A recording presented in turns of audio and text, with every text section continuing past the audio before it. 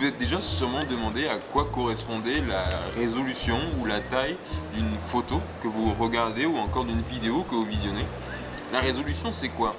La résolution, en fait, elle fait référence au nombre de points ou de pixels par unité de longueur qu'il peut y avoir du coup sur une feuille de papier ou sur un écran que vous regardez. La taille, quant à elle, elle définit la largeur et la hauteur par unité de longueur. Alors, quand on parle de résolution, sûrement que vous avez déjà entendu parler de DPI, de PPI. Non mais de toute façon, PPI, DPI, c'est la même chose. Alors non, il y a quand même une différence. L'abréviation PPI pour Pixels per Inch ou en français PPP pour Pixels par pouce fait référence à la résolution d'une image matricielle ou bitmap en anglais qui est la résolution d'un écran d'ordinateur par exemple. DPI pour Dots per Inch ou en français point par pouce est relié aux images qui vont être imprimées.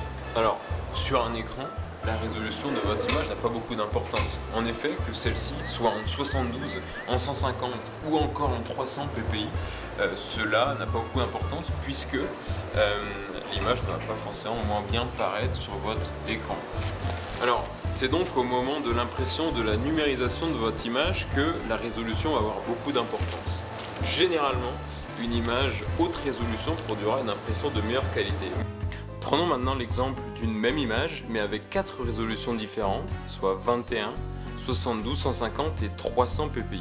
À l'écran, notre œil nu ne remarque vraiment rien, comme nous l'expliquions tout à l'heure. Mais c'est quand on passe à l'impression que la différence peut être notable. On voit bien qu'entre nos deux extrêmes de résolution, celle qui est la plus basse et celle qui est la plus haute, on voit qu'il y a une très grande différence dans la qualité d'image, dans le détail. On voit bien que celle qui est la plus basse a une image qui est, dirons-nous, plus pixelisée.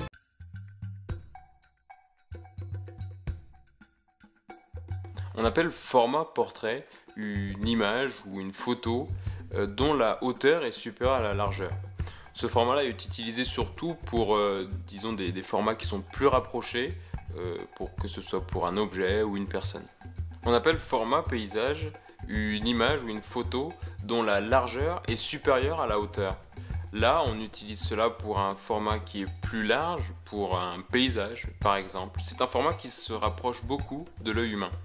Enfin, le 16/9 se rapproche aussi beaucoup de l'œil humain et c'est le format qu'on utilise pour la télévision, ce qui nous amène d'ailleurs à parler de la résolution en vidéo. En ce qui concerne la résolution en vidéo et tout particulièrement au mode 16/9, il existe deux formats pour la haute définition. Il y a d'abord le 720p pour la haute définition simple. Là, ce sont 1280 pixels par ligne pour 720 lignes. Il y a ensuite le 1080p ou le 1080i pour la Full HD. Là, ce sont 1920 pixels par ligne pour 1080 lignes, soit environ 2 millions de pixels sur votre image. Alors, une meilleure résolution en vidéo permet d'avoir plus de détails dans votre image et permet également de profiter d'une taille d'image plus grande sans forcément changer la distance entre vos yeux et l'écran. Voilà, c'en est tout pour aujourd'hui. On espère que cette vidéo vous aura permis d'en savoir un peu plus sur la taille et la résolution d'une photo ou d'une vidéo. Maintenant, on espère que lors de votre prochain montage vidéo ou de l'élaboration de votre prochain album photo, vous fassiez bonne impression.